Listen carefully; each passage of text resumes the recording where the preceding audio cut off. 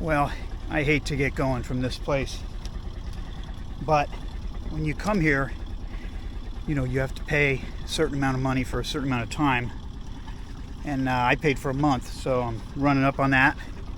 And also, when you get close to that time, you got to look at the weather, and you may have to leave early, and that's the case with me. I've got good weather today. The weather's to my west.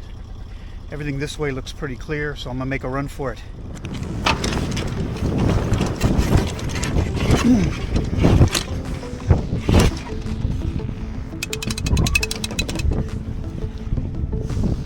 Well, there's the San Blas ferry, and there's Chichime, morning sun, and that little island next to it. Wisudu. Chichime, Wisudu.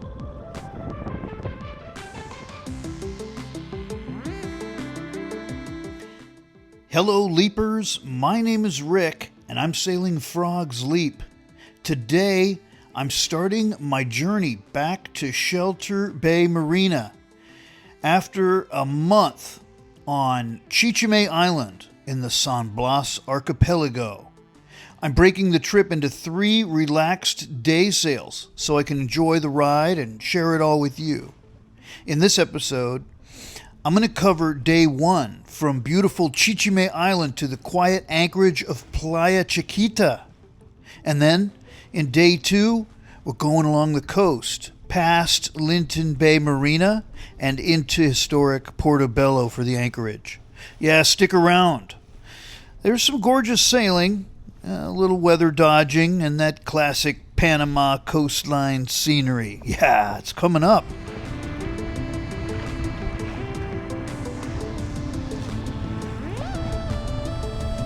Things that I really love about these shelter hats is that I can flip it around. Like I got the brim on the back now because the sun's behind me and I want to get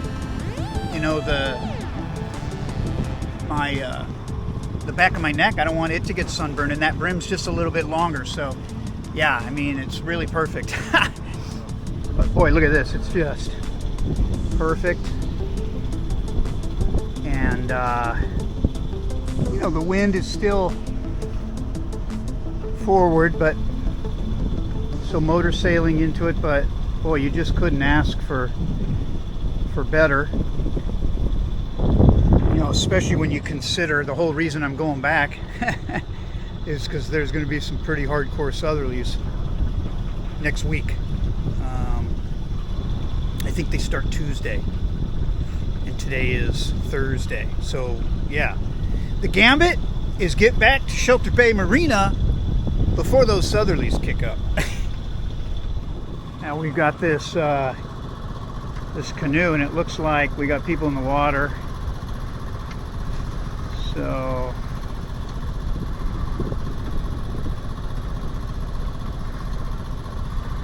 I can't really tell. I don't see people, but I see something in the water.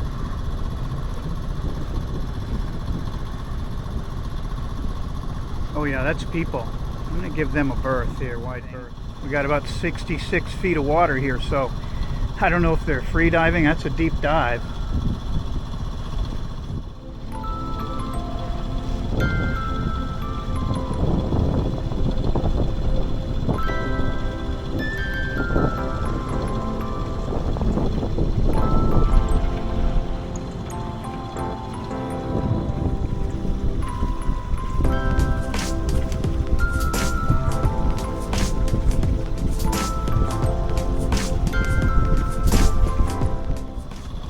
Another set of these Guna Yala fishermen out here. They just dive right off of this boat and hunt.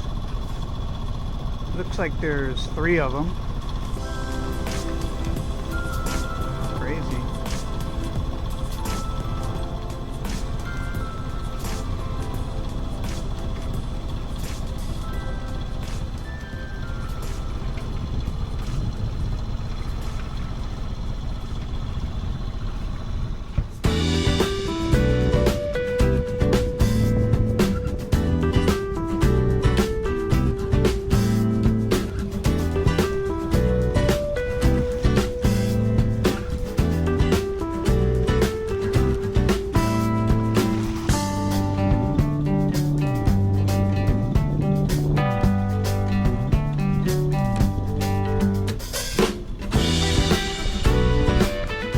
About a half an hour now before I lower the main and head in here to Playa Chiquita.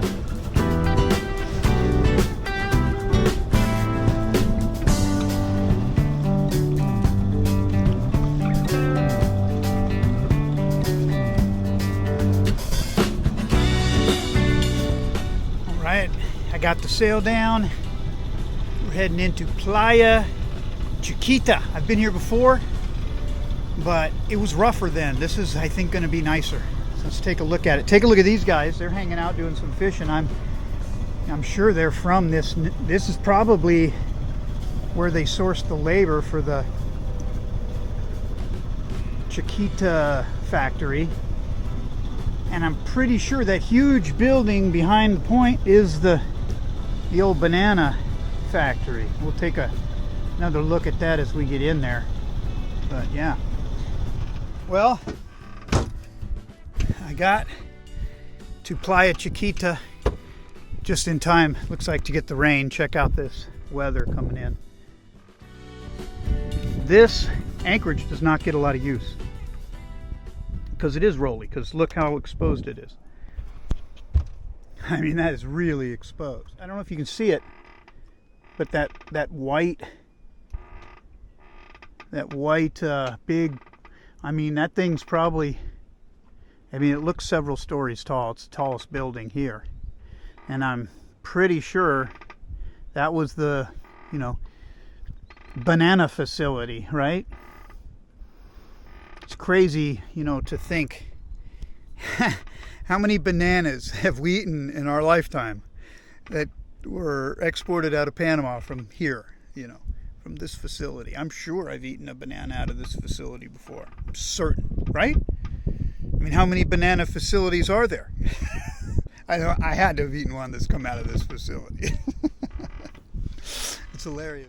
Well, I think I've shown much of Playa Chiquita, but one of the things that's interesting is, look at this reef. Now we're starting to get a little more swell, and this reef is just acting up. It was just boiling because it was really calm. It's still calm, but look at this.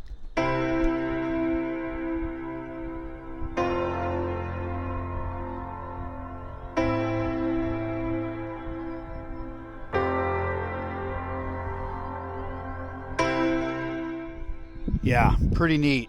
But I think what's even more cool than that is this partial sunset we're getting.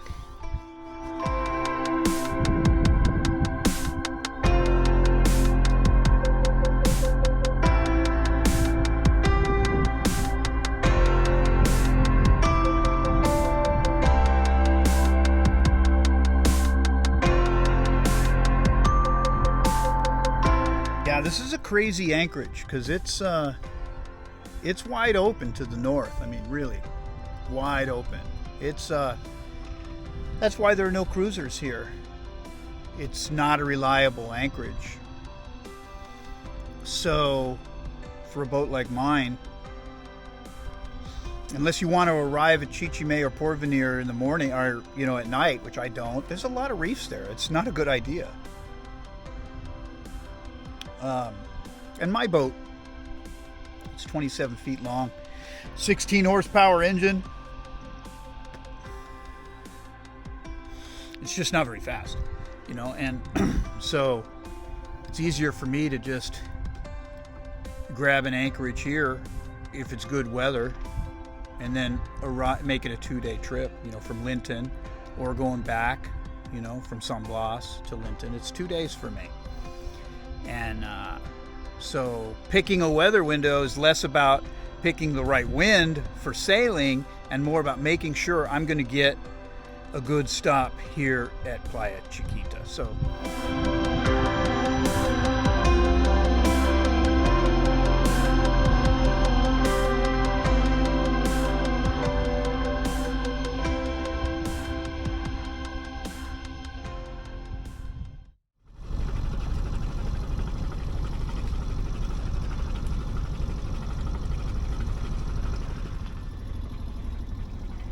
Well, I'm underway from Playa Chiquita on my way to Linton Bay.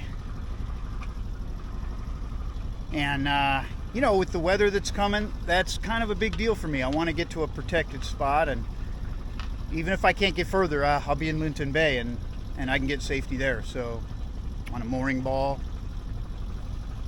I still think, I'll look at the weather again, I still think I'll be able to get to Shelter Bay, but just in case it's not what it was when I left it, at least I'll have protection in Linton. Well, so there's this 12-mile stretch right here, right when you come out of Playa Chiquita, and then, you know, then boom, you take this turn to port, and bang, you're right behind Isla Grande, and then you'll go right past Linton Bay, Marina, into Linton Bay, around Linton Island.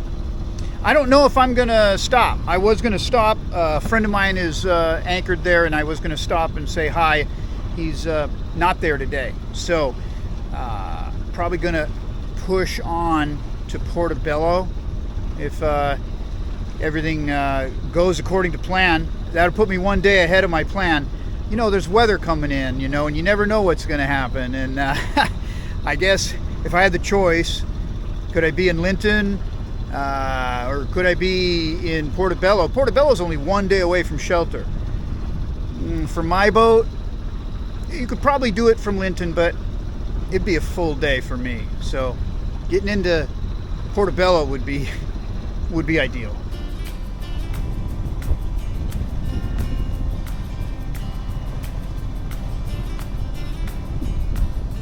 All right. Well, starting to come in, make our turn. You can kind of see where those buildings and stuff are on Isla Grande, and then beyond that is Linton Bay. We're going to go through there and continue on through Linton Bay and around Linton Island. So yeah, wow, look at some of these houses on Isla Grande. Pretty nice. Well, we'll have to, on the other side of Isla Grande, little bay in here, I don't know if that's anchorable. I'll have to take a closer look at that on the chart. I would imagine not, since no one's in there.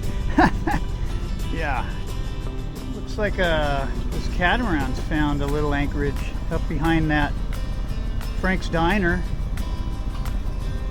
Yeah, it's pretty well tucked in there. I'll have to take a look at that more closely on the chart as well. Yeah. It's always crazy going through Linton Bay because there's a lot of reefs surrounding that whole bay, and you got to really be paying attention or you could get into some trouble there. So yeah, I mean, Linton Bay, it's a unique marina because there are things I really like about it, and there are things I don't like about it. The things I don't like about it are just how crazy it is. You know, it's deep. You know, if you're going to anchor, it's 40 feet. So most people, if they're going to be there for a while, will get a mooring ball. But you know what I like about it? There's a lot I like about it. But at the end of the day, I think I prefer Shelter Bay. So I just think the accommodations with the slips is better. Nothing's perfect, you know. Can't be after perfection. Yeah, well, entering or leaving Linton Bay Marina, you have to avoid those rocks there, of course, but also you've got this group of rocks. So we're going to be going this way, you know, but you do have to drive on these rocks for a little while. It's kind of crazy.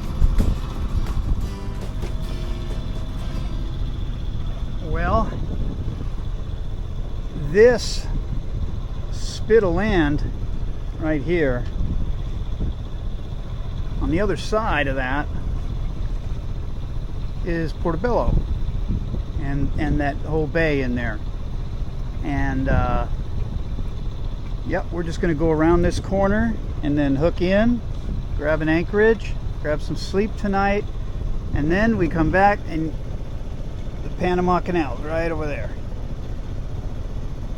Yeah, I think it's 20 miles, but so we'll leave that for tomorrow, and well rested. Everything worked out perfectly. I'm gonna get in before the big southerly comes, so that's really great. And another night in Portobelo. It looks like we have a couple of boats on the North Shore anchorage. So I'm gonna go up there and poke my nose about a little and see if there's a spot for me up there, and if there's not, well, then I'll check the South Shore, but I'd prefer to be up there on the North Shore. We'll check it out.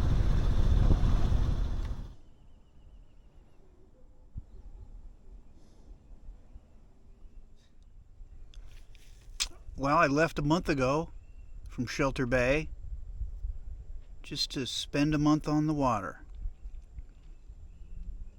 And went to San Blas, checked in at Porvenir, and spent almost a month in Chichime. God, I love that island. It's Wisudub. Wisudub. I think that's how you pronounce it in their language. The Kunayala. Yeah, man. It was cool to spend so much time with them.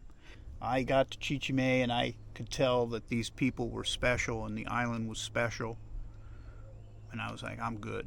I'm going to soak this up for as long as I can handle it.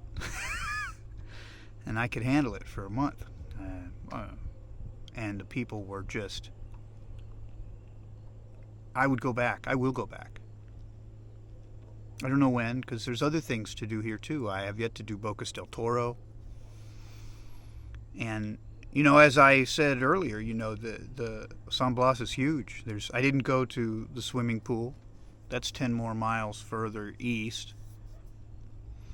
And there's other places too. El Diablo, Dog Island. I didn't go to those. I was very happy to just get to know the inhabitants of Chichime, and I really enjoyed doing that. It's a slower pace, out of necessity. And I got to adopt that pace with them, and I thought that was really cool. Yeah, it was a special month. Yeah, you know, sometimes you do things, and you know even if you do them again, it won't be the same way. It'll be different. Yeah.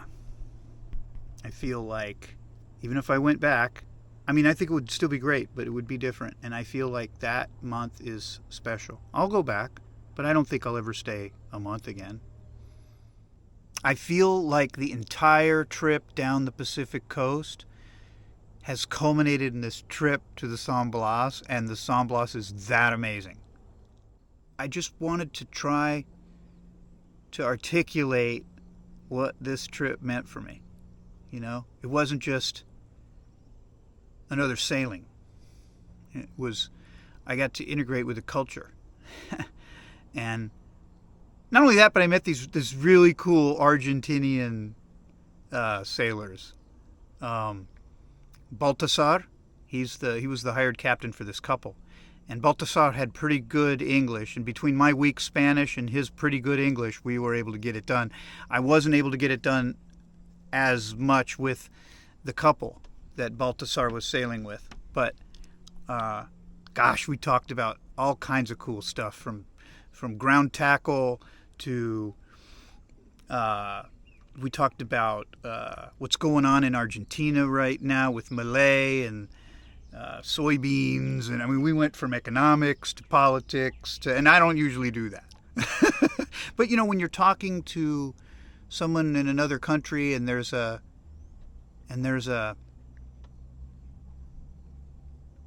you know, some interplay happening there, it's fascinating to hear the other national perspective, and I really enjoyed that. And gosh, all three, the couple, Baltasar, total gentlemen, wonderful people. I mean, I really enjoyed every interaction. I really enjoyed the Cunayala. Yeah, really, really.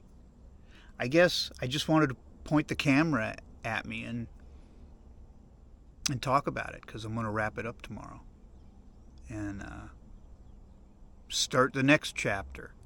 Do some work on the boat. Karen's probably going to come down. But you know, I just don't feel comfortable starting that next chapter without reflecting on this, because it was so great. So great. I'll never, ever forget it.